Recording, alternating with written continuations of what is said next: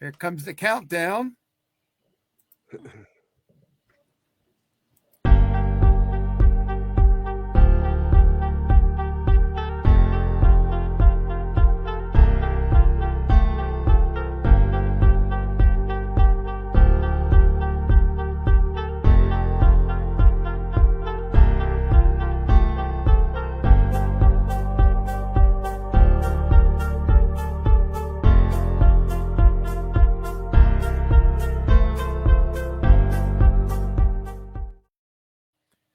Well, hello, everybody. It's that time again for the mayor of rock and roll and friends. And of course, Doc G, I'm one friend, and Fran is another friend.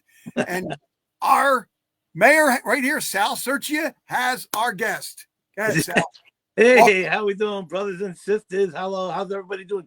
It's cold outside. Everybody keeping nice and warm, and yeah. And all these years, I thought it was Sal Sirica. Well, I've gotten worse than that. I got Sriracha. Yeah, that's what I call me. Sriracha, Sirica, Sergio. That's actually, I tell everybody it's Sergio. Just you have a Sir and the Chia pet. So Sir Chia.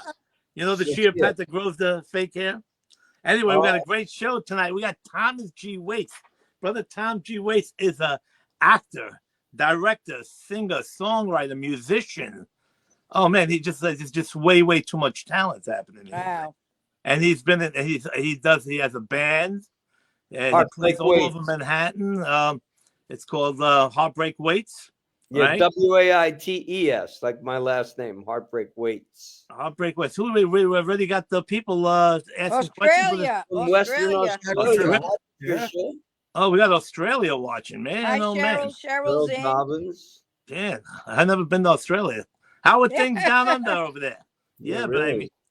So let's have a big hand for Brother Tom, actor, director, Thank you. Very singer, good. songwriter, musician, and he does it all. Brother Tom, anybody want to ask Tom the first question? Oh, there goes Paul. Don't forget Paul first. Paul says, hi, Thomas. Let's Hi, give Paul a Paul. quick shout out because Paul does the posters. Tommy, that's Paul. He did the poster with your picture and the music and all that stuff. Thank you. Great job, Paul. Paulie the Thank you, man. Paul. Thank you, Paul. We also have one more thing I want to say. Phil Paralisi was Phil. talking to me. Yeah, he's watching right now. He said, Is he really? "Yes." Phil Paralisi said he's going to watch it. Phil is He said, a dear friend of mine, a talented man, a beautiful man. He's a poet. guys He's worked a on great actor. I've directed together. him. You guys did some music together. You directed him in a few things. He said, right? Oh yeah, Somehow. Phil is like a brother to me. Oh, he's probably in tears right now listening to that. That's because nice. He loves you. Man. He was saying, "I love Tom." You know. I don't know what I'd do without Phil. I'll be honest. There are times when this life just gets, and you reach out, you hold on to people to keep you afloat. Oh, Yeah. sure. He's been there for me. Very true. Very true. Sometimes you need that one person. That's great. I had a theater company in Los Angeles called Tomcats, and we were a very successful company. And then one day, everybody just quit. Oh, Everybody just walked out on me. Nice. And I was left alone in this room going, what the fuck happened? yeah. And the only person that stayed there with me was Phil Paralisi. Oh, Yeah, I'm friends with Phil for a long time as well. Because Phil, we used to play. He jammed with me many times in the '80s, and he played saxophone in a band called The Windows. He played sax, guitar, and I used to have open mic jams, and he would come and play with us all the time. But I was already friends with him before he came to the jam. So we're neighborhood. We were in the same neighborhood. He was from the band. Oh, really? Yeah. Is that Queens or? Yeah. Yeah, we were both in Queens, Richmond Hill, Ozone Park. all that. yeah. Ozone, isn't that where all the gangsters come from? Exactly. Yeah, it was. Sure. They'll probably kill me for saying that. I grew up in Ozone Park, Richmond Hill. Yeah, you're right. A lot of tough guys And there. Gene's a Yeah. Jersey guy. Gene, you're a Jersey guy, right? Gene. I'm Jersey. I'm actually in Trenton, right in the middle of the state.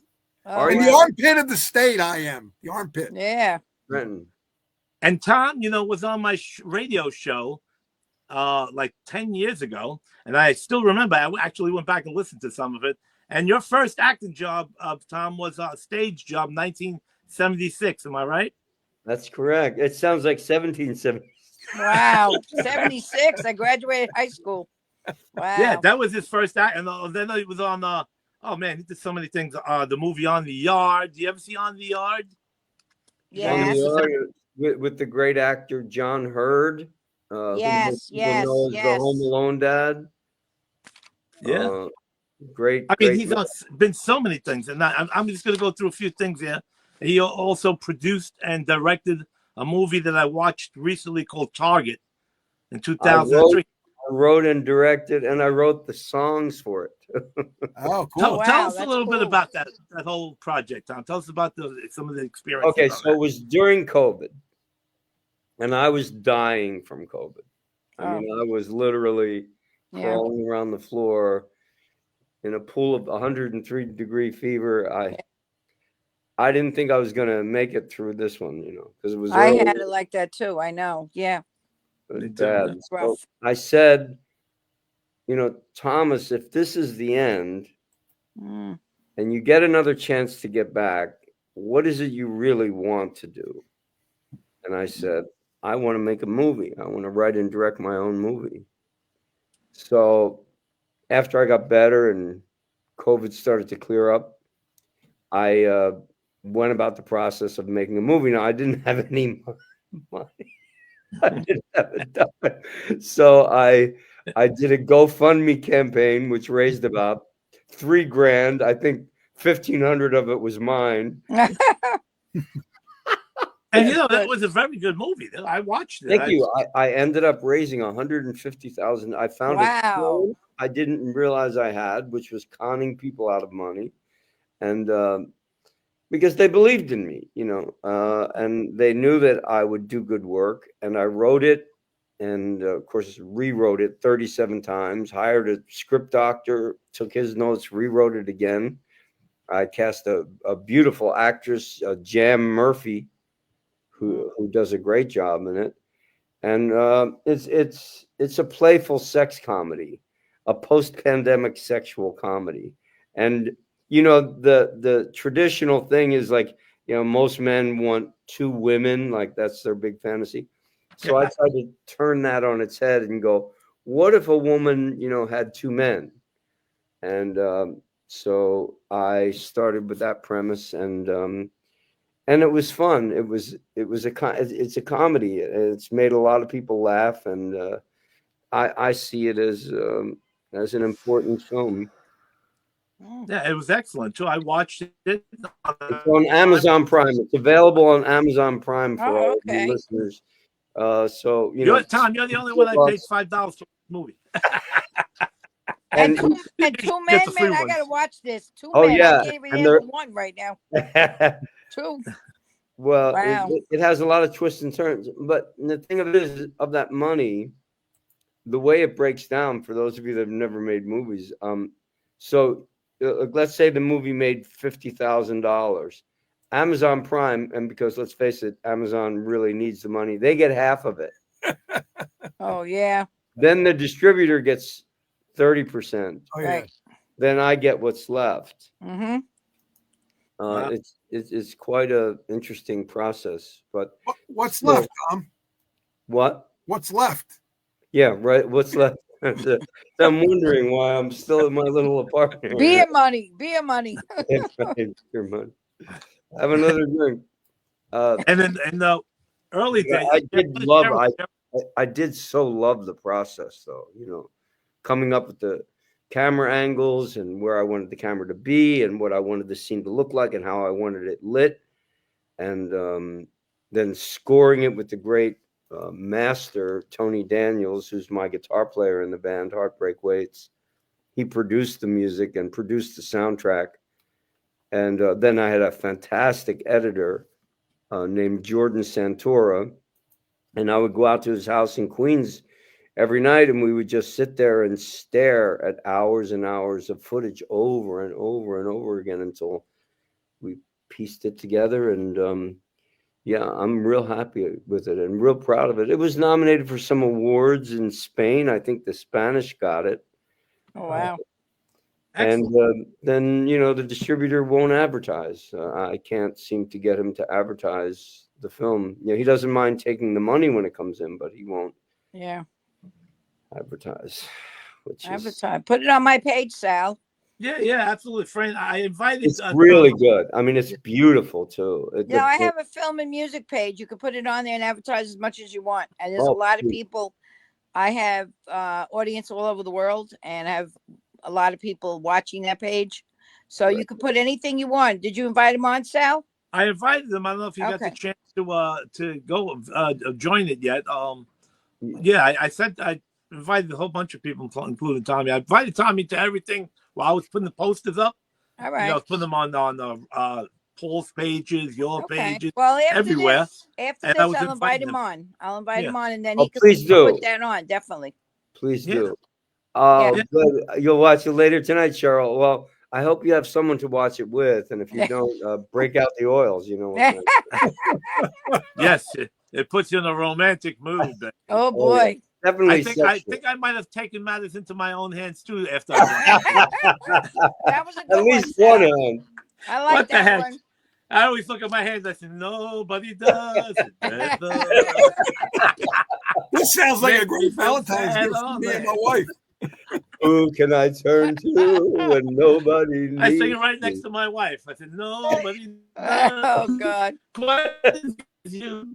And I think we're going to have baby, to rate you're this the show best. You guys are crazy, man.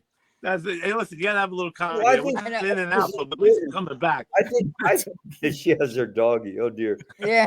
I think sex is important, not with dogs. But not with dogs. That's funny. And for those, I'm gonna get back to some stuff. Because On the Yard, you did in 1977. You were 22 years old when you did On the Yard. Right? 70, and you didn't know you were the musical. I shot On the Yard in 78. Yeah. 78. It was released in 79. I was 22. Yeah. Mm-hmm. And you were how old when you did The Warriors? 24, I think it was. It said 23. 23. 23. Wow. Wow. And the thing also, how old were you with that? In the 20s also, right? I was 26. Yeah. Yeah. Wow. Did a lot of stuff in the 20s, right? In your 20s. Yeah. What happened? It's been all downhill from. That's all right. What about these iconic movies you're talking about? Yeah, that's what I said. Tell us something about these movies. I mean, a lot of actors have done way better than I have, but very few actors have been in not one but two classic cult films, The Warriors and The Thing. And I'm fortunate enough to get to go around and sign autographs and meet the fans, and I love doing that. That's so much fun. I've made so many friends all over the world. Sure. You do the conventions. I've been to the conventions with Tom, like Chiller and all that. Those are good. Yeah. And me and Tom became good friends. We met on the show Oz. We were both on Oz. Right. Oh, okay. You were there also. Okay. When I first saw you, he said you were prisoners. I stabbed. Yeah, we were prisoners. I stabbed Peter, the drummer.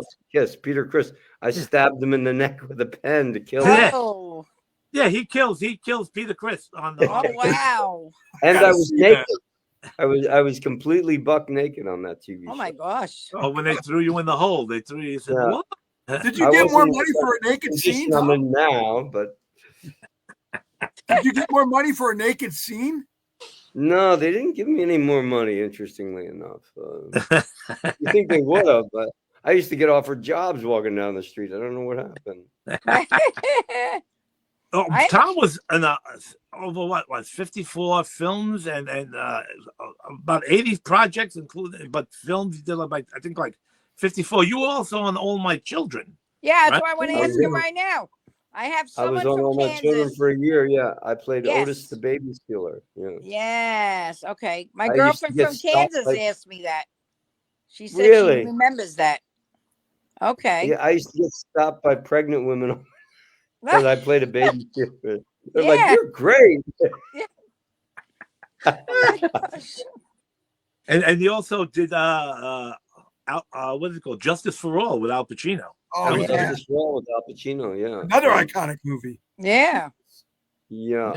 It says the mayor of Rock and Roll and Friends and Thomas G. Waite. There That's should be us. an S in the end of that. There is Uh-oh. a S in the end of it. At Waits? On It Waits? Yeah, should with Wait. S. There's an S at the end of It's it. ES. Yeah. It's I'm Yeah, there, very right? sensitive about my name. It's not there. It says Waite. It's on. He's talking on the Oh, that stupid Facebook did it to advertising me. Yeah, thing. Yes, Facebook did it. I don't know why it did it. because It the sees name, another the person name and is put right. it in there. Yeah. Well, I get rather sensitive about my name, as you can imagine. No, Well, your no. name is on here correctly.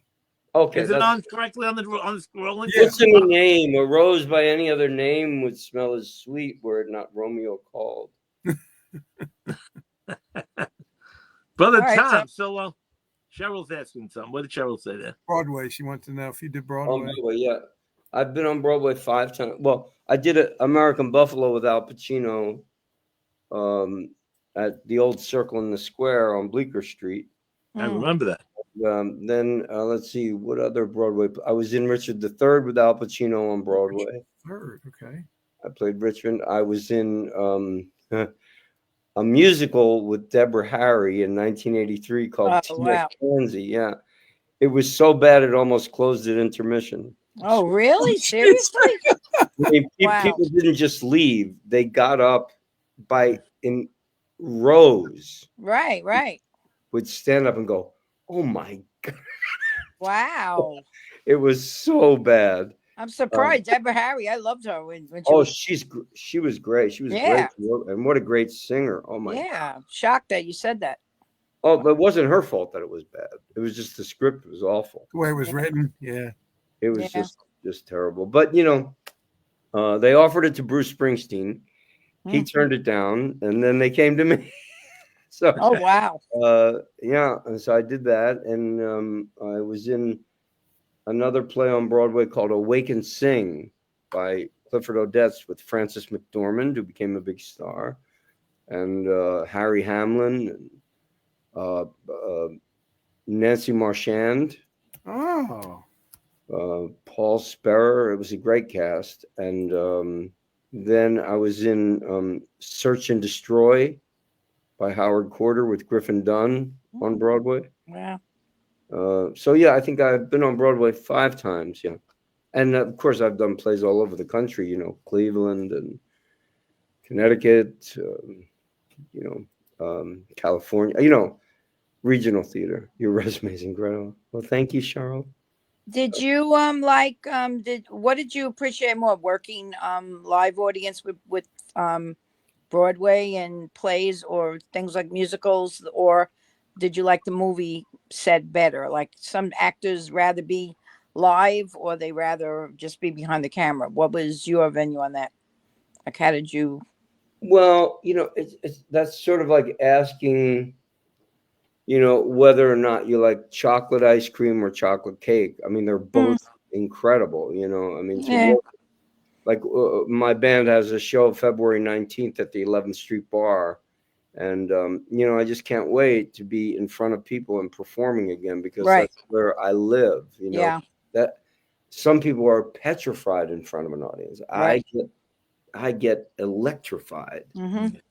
The more people that are there, the more excited I become. I mean, Wow. I've been doing it since I'm a kid, Well, that's what I mean. So you love that energy of the live audience then. Yeah, but I also love film. Right. I love film. I love TV. I love being in front of the camera. I love trying to convey an emotion authentically and Right. pointedly and hopefully inspirationally Mhm. through that lens into people's hearts and homes. Right. So I Okay. can't say that I like one more than the other because I love them both. Right. In different I mean, ways. I get In it. film, the money's better and, the hours are Right. tough. On stage, it's very physically. Doing a show 8 times a week for a year, it's a workout. Yeah. But the joy in people's faces when you come off that stage, if you do a good job, Right. and you have to do a good job every night, because that's your responsibility. Yeah, it's great. I mean, I've had a very blessed, life. I'm a lucky man, which is the name of my one-man play, A Lucky Man, a warrior's journey. It starts with me getting fired from the Warriors. Oh, okay. And then it goes through my entire life, my divorce, my battles with addiction, then redemption, Right. love, loss, and redemption thence. That's Okay. what my one-man play is about, and it's going to be quite good. I'm going to be doing it this summer. That's going to be amazing. I would like to come see that. But Tom, I want to ask, as long as I know you for over 20 years. I mean, we did ours, the year 2000? That was something like that? 25 years ago? Yeah. You believe that? Can you believe I've known you that long? I never asked you this, even when you were on my radio show. When you were a kid, before you got into did acting, were you more into trying to do the music thing, or you got into the music thing later on? No, yeah.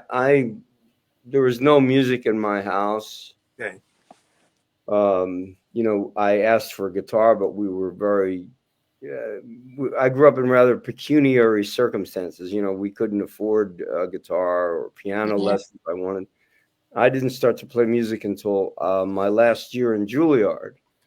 I got cast in a play where I had to play the guitar and sing, and I didn't know how to do it. And the director said, "You must learn." Wow. So I bought an Epiphone for $25. Nice. I started to play, and I'm finally starting to be a decent rhythm guitar player. But I'm mostly a songwriter, singer. I have much better musicians around me than but I'm okay. Hey, Tom, tell Gene and Fran, your guitar player Tony, who he is. Tony Daniels. Well, he's a great guitar player. First of all, I hope you come and see him, because he can play that thing like, I don't know. I mean, I don't know how great guitar players are compared, or how one can compare, but the guy his fingers, they just create the most beautiful melodies and harmonies with his fingers, with his ear, with his feel and his touch. And he's, of course, our music director. So, you better do it right. But wait a minute. You left one thing out. He's the voice of Tony the Tiger. Oh, get out of here. Yeah, he's that Oh, guy. my gosh. Yeah. I think he's the voice of Tony the Tiger in Canada. Oh. So I should be specific about that. Yeah, I think so. That is, wow. Or maybe he did it here for a while and then in Canada, and then I don't know. But he's the voice of Tony the Tiger. Oh, that's so cool. That's cool. I like that. Cool. He's a master of voices. Like, he can take you around the globe. We get into an Uber together, and wherever the driver is, I love it.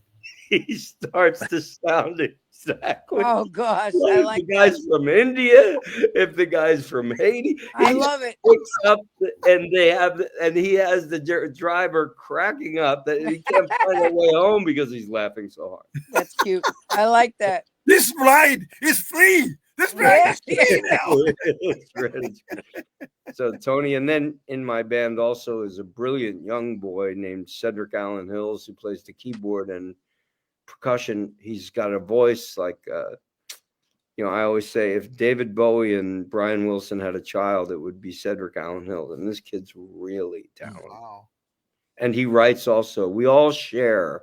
And then there's the lovely Annie McGovern, who's a vocalist in the band. So Heartbreak Waits is really someone that, cool. Yeah, you're gonna come see us, and you're gonna go, I saw them when they started, and it's good. We work hard and we sound good. We have a lot of like 60s type harmonies. Oh, I like that. Yeah. And do you just stay in the city, or do you come out to the island? Do you do? Oh, we'd love to come out to the island. We should get him out here, Sal, to Mulcahy's would be a nice gig. Mulcahy's, that's a big. Oh, we would love that. You know, Fran's got some connections there. Fran, you should try to hook that up. Yeah, I'm gonna see if I can get a phone call in.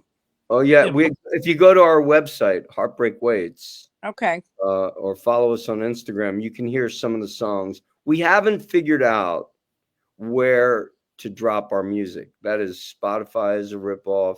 Oh God, please, yeah. We know that. We don't have a record company yet, so we don't know what to do. You know, we have all these songs. We've got, I mean, we must have 50 songs. We just don't know where to drop them. So that we're in the process of figuring that out.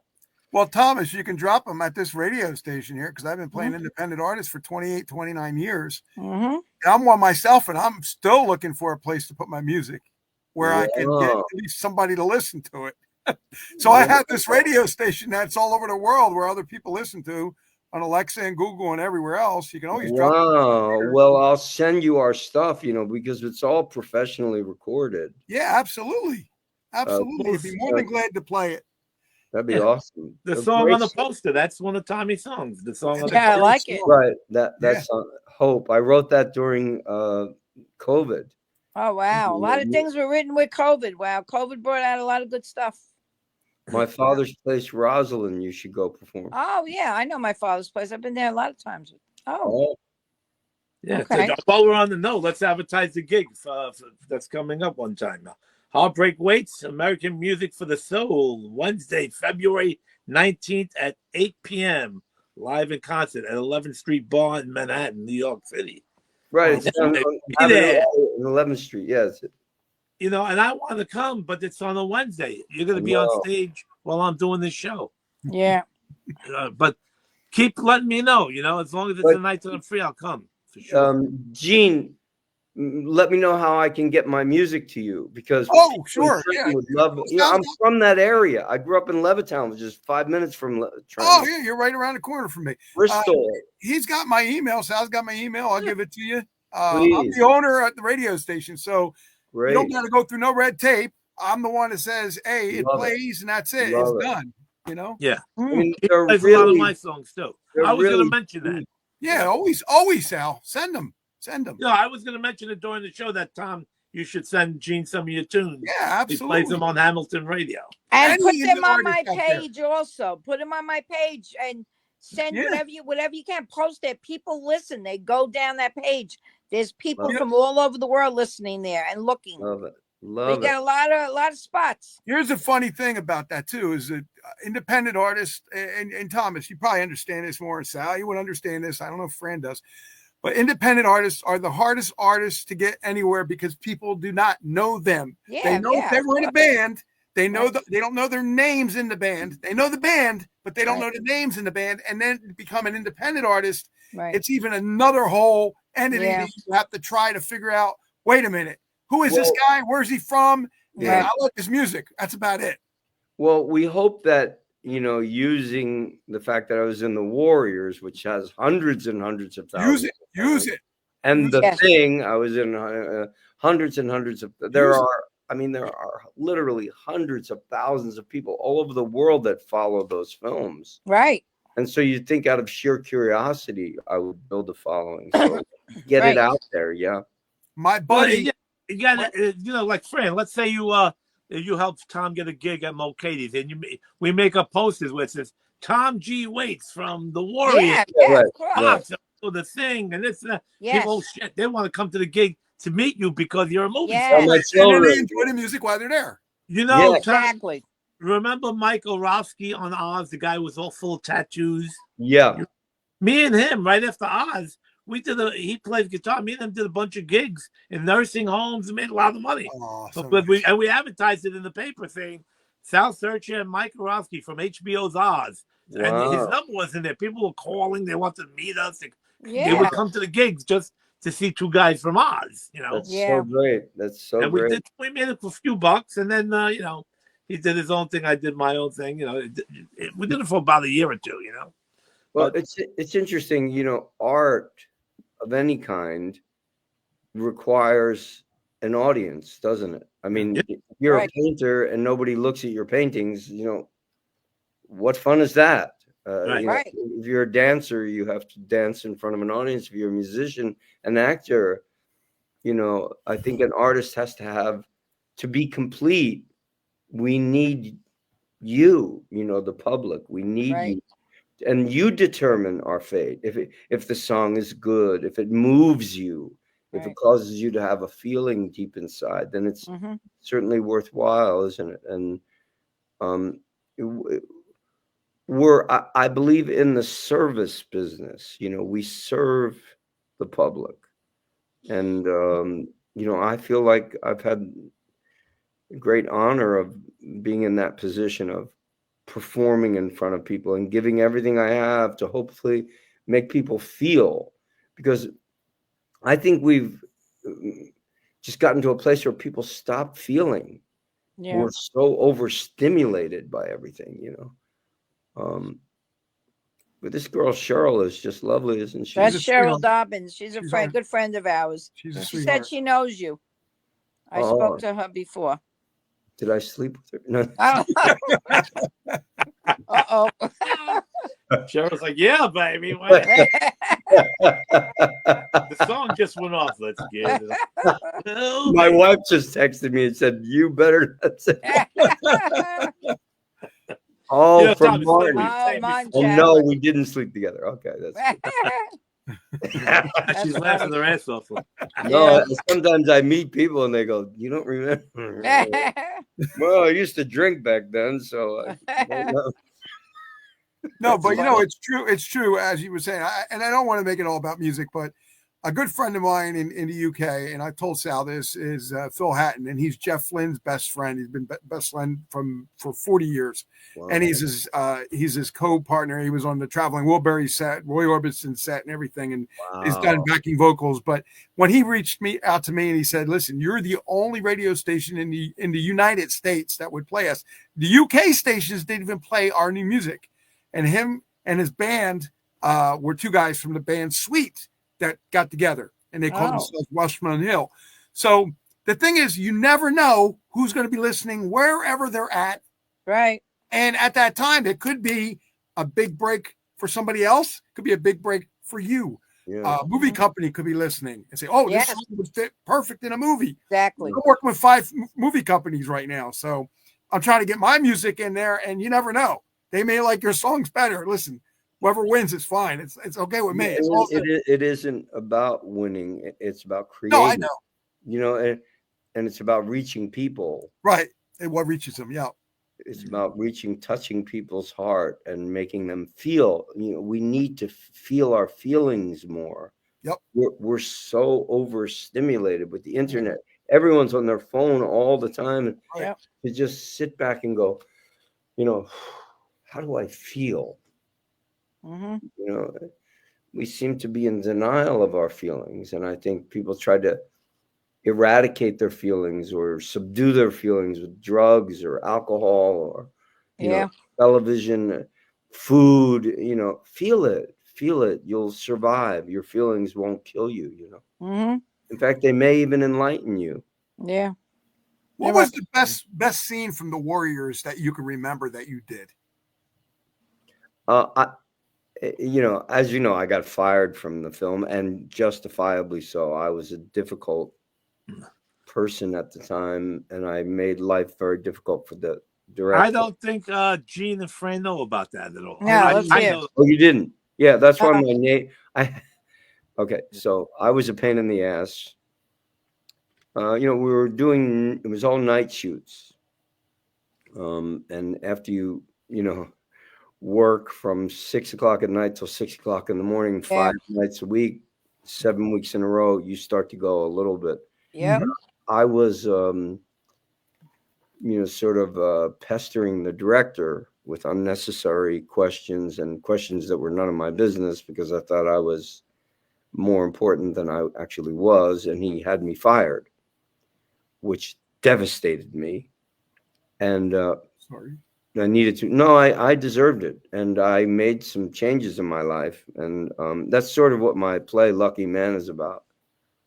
But what happened is I had my name removed from the credits to sort of get back at, you know, I was a child, petulant. But despite that, there was a lovely actor in that film named Paulie Greco who plays one of the orphans. Mm-hmm.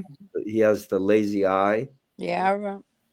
Well, I did another picture with Paul later called Clan of the Cave Bear, but Paul and I had Paul Greco, his name was. He passed away, Paul, right? Yeah, Paulie's passed away. You see what you get, Warriors. You see what you get when you mess with the orphans.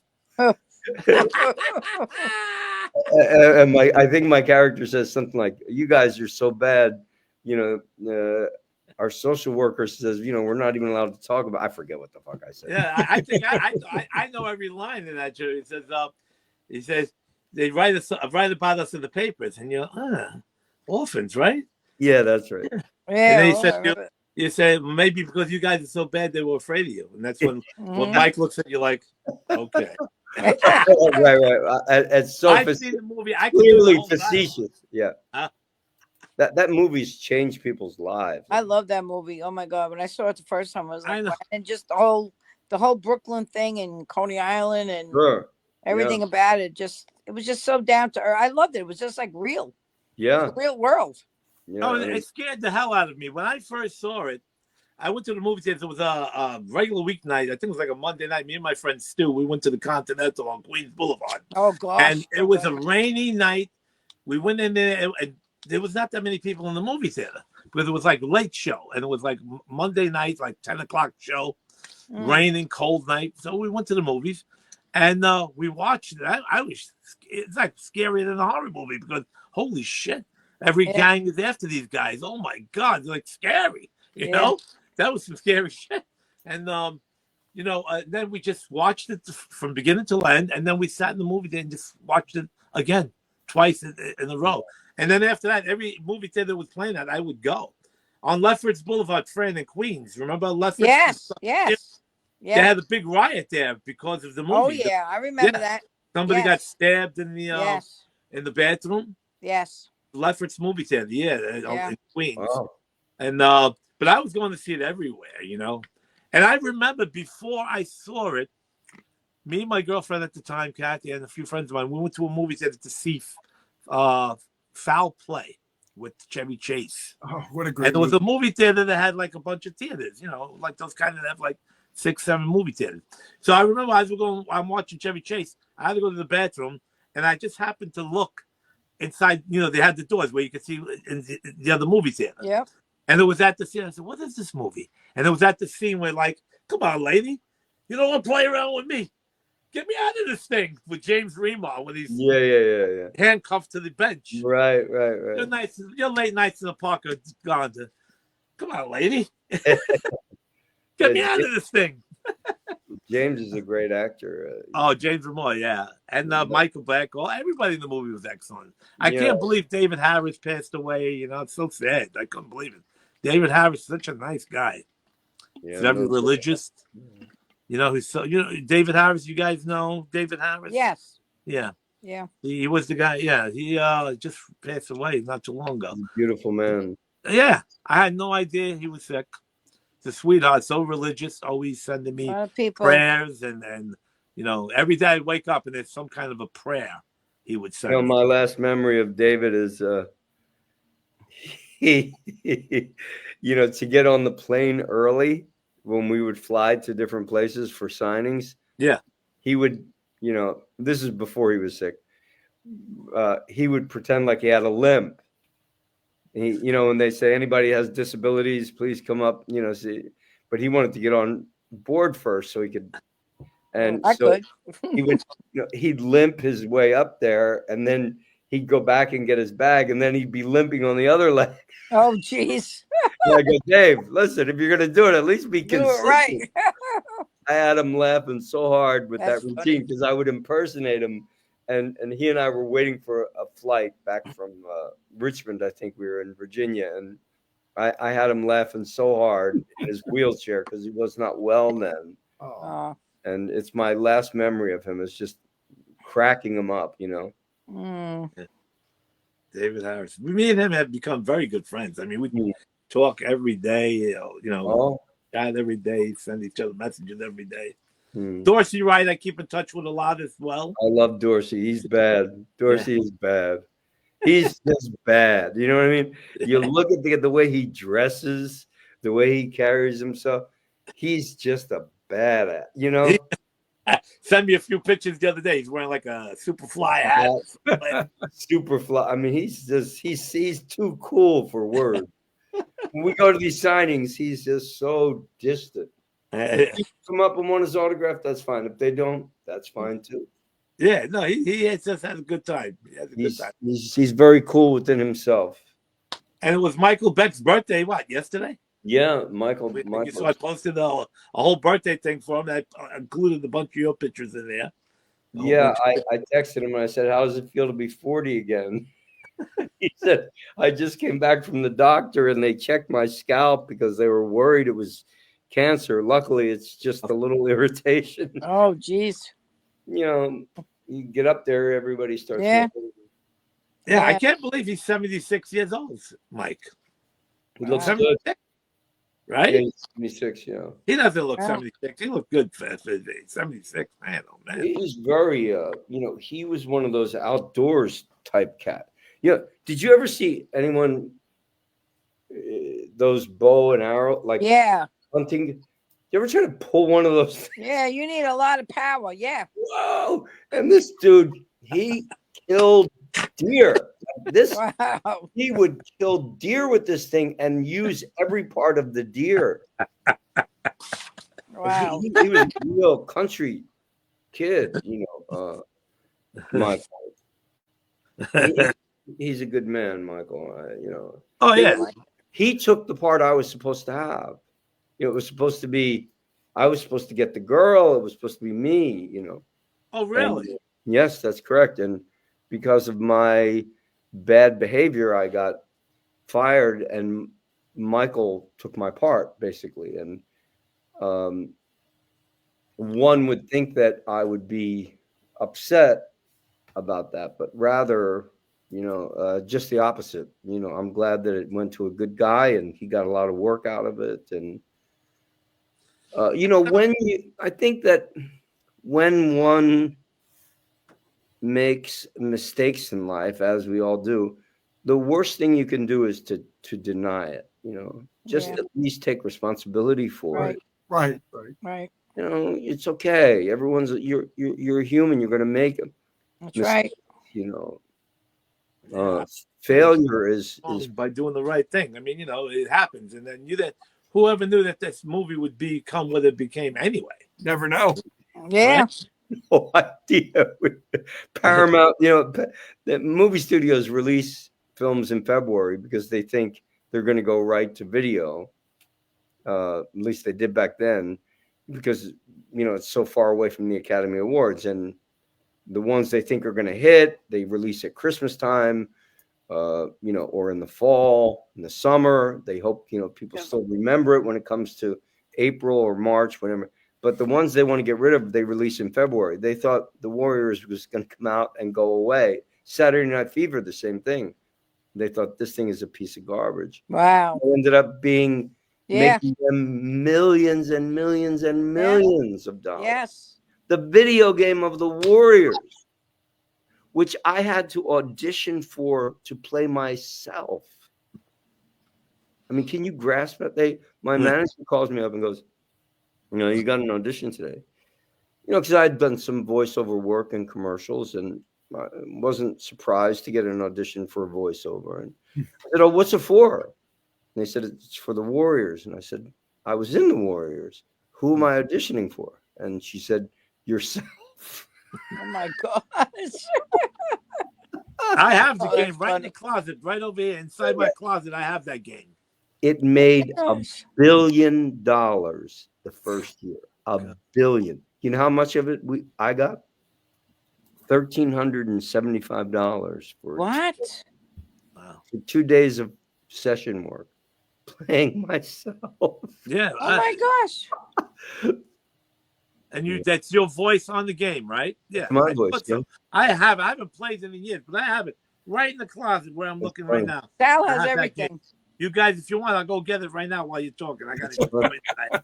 I've never, I want I'm gonna get it. I've never played a video game in my life. I have that's so no funny. intention of ever playing a video. Sal has every nostalgic thing. He posts things that I don't know where he finds it all. He puts up things that I 1965, 1970. I'm like, where'd you find this, Sal? He's got crazy stuff, but His house is like a museum. Yeah. It really is. Yeah. A rock and roll museum. Yeah. That's why really, he's the mayor of rock and roll. Mayor of Rock and Roll. Double the mayor of rock and roll. You got it. Mayor of rock and roll. And let me tell you something. The Warriors has incredible. The soundtrack is incredible as well. Yeah. Hey, look, I knew exactly where it was. Am I kidding? Look at this. Xbox. Oh my God. Yeah, look at it. Oh yeah. Wow. When did that come out, Sal? That had to be 20 years ago. 20 years ago. Yeah. No, Wow. not 20. Yeah, 20 years. I know. Yeah, look what else I just had. 2011, My favorite, my hero, Bruce Lee video. Love Bruce Lee. Wow. But this is it right here. Look, and you know what? What always freaked me out. I was talking to Dorothy Wright about it. I never realized that on the poster, okay, that Dorothy Wright's body, but they used David Harris's face. Did you know that? That's right. Tom? That's David Harris's face. That's right. They put it on somebody else's body. Dorothy Wright. Now, why did they do that? Have I can no never clue. understand why they would do something like that. Why would you use David Harris's face and Dorothy Wright's body That's on the funny. poster? But this is it. Sure, I wasn't kidding. I got the game. It's right there. I think one of the reasons why the movie was so successful is because Walter's selection of music, the music that he chose, really made the film jump out. And James Remar's in it. Yeah, James is a wonderful actor. I think also we forget about the guy. You know, Can You Dig It? Yeah, I forget. He also passed away. He was great. You know, the person that was supposed to do that part didn't show up. Right. And they grabbed this guy and they said, "Can you do this?" And luckily he was a Shakespearean trained actor. So he did that speech. Can you dig it? You know, I mean, he was so magnificent. And what if the other actor that was supposed to do it had, like, it might have gone a completely different. And then someone mentioned to me the other day about my character getting killed early in the film. You know, I'm in it for 17 minutes or whatever. And then he gets thrown in front of the train tracks. And somebody said to me, you know, I think it made us care about the gang more because you got killed. We were worried that other gang members might get killed. So it pulled people into the film. Right. So sometimes when unfortunate events transpire in one's life, we don't really know if they're unfortunate until the game is over. And the game's never over until the fat lady sings, as they say. Right. The one thing that would be rough in that movie is a lot of running. I mean, were you guys doing a lot of takes with the running? Oh my! I know. It was like run. A lot of Everybody was running, running man. everywhere. You have you, and that's the running that you saw. Oh gosh. And if you check, I happen to be the fastest one of the Warriors and all those. But I was in good shape then, and we ran and we ran and we ran. Let's do it again. Let's do it again. It's 3 o'clock in the morning. Oh, I hate that. Back to one, and you're running and you're back to one. And then you have lunch at midnight, and you have to go back out there and run some. You know. Wow. And you were running like top speeds, like when you were getting chased by the orphans in the bus. In the see, I watch you. And I said, look, Tommy's running top speed, all he can, as fast as he can, because you got that look on your face, like, holy Jesus Christ! Like it was all you couldn't stand up at some point no more. Well, I've been rewarded for it many times over. Yeah. I can assure you. Wow, amazing! I always loved, like I said, James Remorse. I had a friend of mine years ago who Ajax reminded me of him so much because he was a nut job like that. This kid I knew when we were young, who was not afraid of anything. You know, a gang, like a whole bus gang of guys that are this big chasing him, and he'll stop and like give the finger right Yeah. by the train. Like instead of keep on running, hey, I'm not afraid of you guys. I had friends when I was like that in the 60s and 70s, and nut jobs. Yeah. You know, the kind of guys you shoot at his feet and he's still coming after you. It's like, Yeah. oh, Yeah. you know. So Ajax was that type of character in the film. Yeah. I heard he in an interview with James Remole where he said he got they hired him right away when there was a meeting at a table of reading, and he took the whole table and like picked it up and threw it up in the air or something like that. Were you there for that? I seem to remember that. I you know, it was so long ago. Yeah. Do you think It's amazing. It's amazing how we're so focused on this movie. You've done so many other things, but some about the Warriors. I guess everybody's so into the Warriors. Well, that's just an iconic movie. A lot of people know that. I mean, that was. I watched that movie so many times. I loved it. It just kept me too. It never gets old, and the music. Yeah. Another film that a lot of people have loved is John Carpenter's remake of The Thing. Yes, Oh, yes. That Yeah. film freaks me out. I've watched it. I have the DVD. I also have the DVD.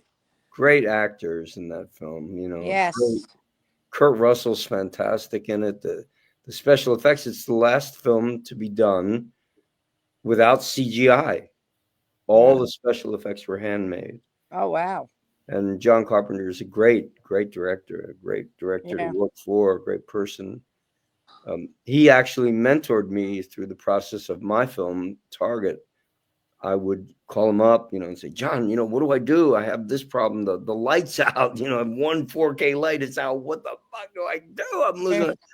And he'd, you know, calm down, take a breath, take a walk. Just remember why you love cinema. I mean, can you imagine having someone like that help you? Yeah. And then when the movie was locked, he was the first person I sent it to. And as God is my witness, I overnighted to him on a Friday. By Saturday at 1 o'clock our time, that's 10 o'clock on the West Coast, he had watched my film. And he said, Dear Tommy, I watched your movie. I liked it. It was funny. Boy, you sure got a lot of value out of that production. Do you need an agent to help you sell it? I mean, how great is that? You know, someone of that caliber give you that endorsement. Yeah. But you know, John's a good man, and he created an atmosphere that just made you want to create. You know, I named the character Windows. Huh? His name was like John's. Well, first his name was Sanchez. Oh, jeez. Was that a rewrite? Or was that a rewrite, Thomas? Yeah. Well, Sanchez was definitely not going to work. Yeah. I'm about as Irish as they come. and so they changed it to John Simmons. And then one day I found this pair of green sunglasses on Venice Boardwalk, and I brought them into rehearsal. And I was playing, and I made up this backstory that he really wanted to be in the movies. Sunglasses. That the character was out of this, you know, in the Navy or whatever the fuck. He was in this, you know, desolate, isolated, frozen tundra. But really what he wanted to do was be back in Hollywood making movies, which I wanted to be too. And I said, John, from now on, I want everybody to call me Windows. And he went like this. Took a drag of his cigarette, looked up at the ceiling, looked back down at the floor. All right, from now on, everybody, Tommy wants us to call him Windows. Let's get back to rehearsal. And so in our movie, we have a character named Mac and a character named Windows, way before there were any computers. Mac and Windows. Oh yeah, now I get it. Oh wow, that's so funny. Yeah, you know, and that movie is really, really scary as well, because all of a sudden nobody knows who anybody is. They don't trust it.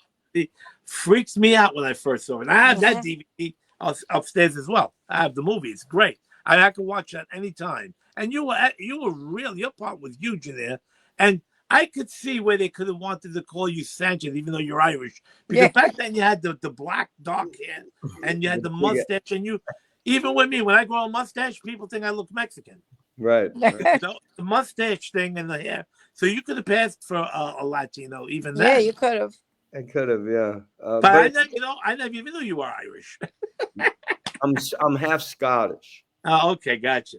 I'm a Scots-Irish. But now you can see that you're The older. Scottish part of me works really hard, and the Irish part of me talks about how hard I work. I love that analogy, Tom.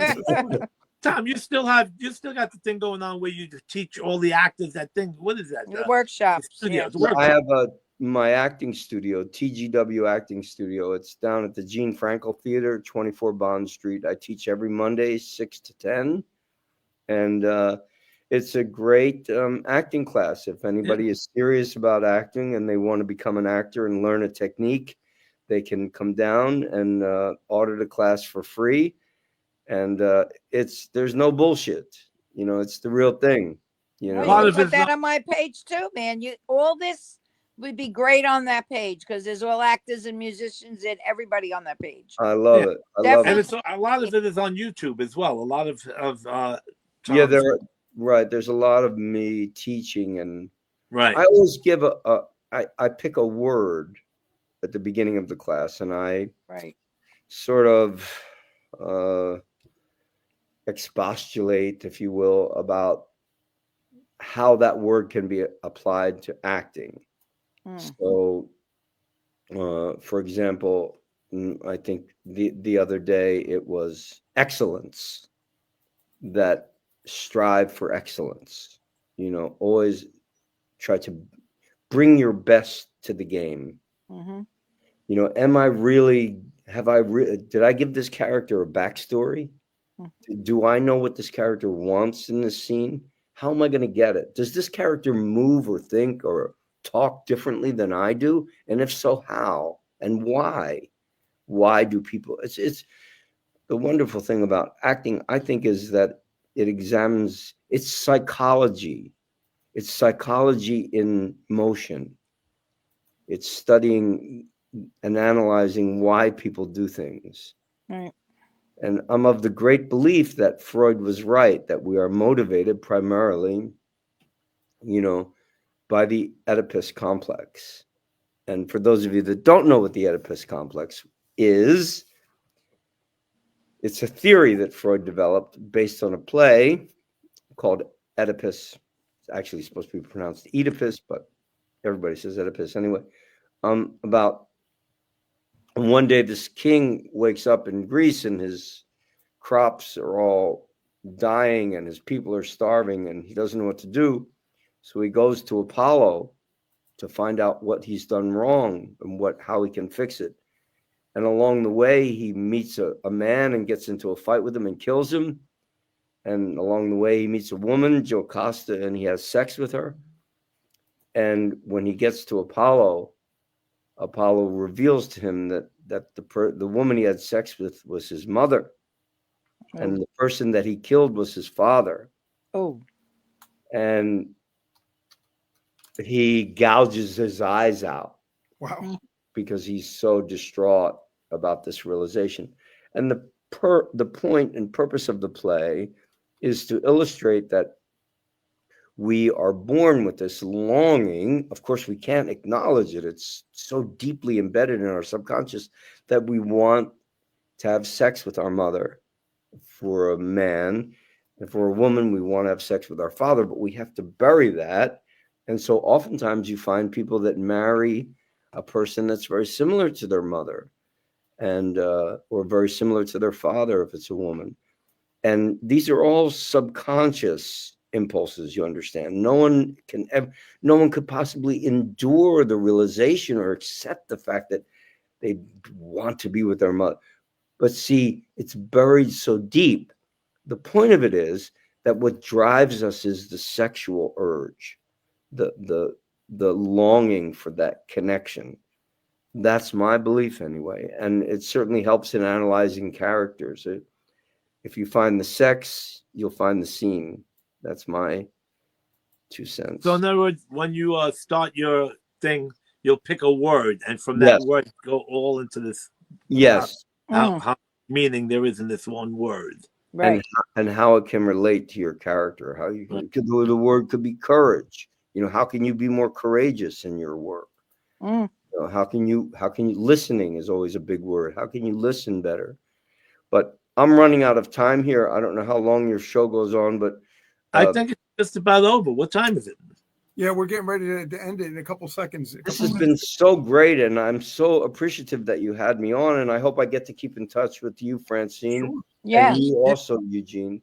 And Sure. Sal, you'll connect me up with everybody, right? Yes, Yes, absolutely. yes. I'll send you all their pages, all that. Well, definitely, absolutely. Yeah, and I'll invite Gene will you play your onto music. my page also. I'll send you an invite later on after we get off.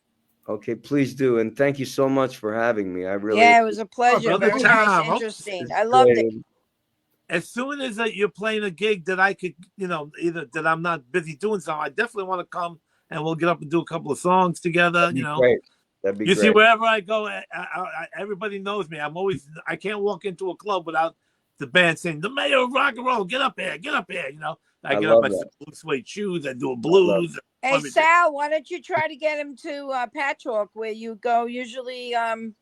Well, that's going to be that's Bobby Nathan. He does an open mic jam. Why don't you see if you can get him out there, and then I'll go out with you. And Cheryl will when he comes, he comes back every summer, so he doesn't do it in the winter. Okay, all But right. connections in Mulcahy's, that might be a big thing that. Yeah, would, because we can use the Warriors and we can use whatever. That'd be Yes. great because that drags people in. You're Exactly. going to get everybody coming in with that. That would be Cheryl great. just said another. Cheryl just said 89 North. That's another great place to play. Yeah, that's another. There are a lot of good places. A lot of good. Great. Erica Eleniak just liked. She just liked. I got the poster, and my friend Erica Eleniak, from Baywatch. Erica Eleniak. Oh, Right. wow. She just gave the poster a like with your picture on it. Nice. It popped up on my screen. I'm flattered. Yeah, Well, you remember who thank Erica you all Eleniak, very much. right? I really appreciate your time. I hope I get to see you all again soon. Thank you, Thomas. Yes. Best of All luck right, to you. Make sure you get your music to me. I will. Thank you, brother. Great. Thank you You're so much. very great. I love it. And, Thank and- you. Good night. Good Oh, night. there goes the confetti. Bye, Tom. Oh, he left. He had to leave. All right, guys. Well, great show. Yes. We're done. So on to the next guest. All right. So next week again, we'll keep everybody posted with the poster. Find Look for out our first poster. if they can do 8 o'clock. If they can't do 8 o'clock.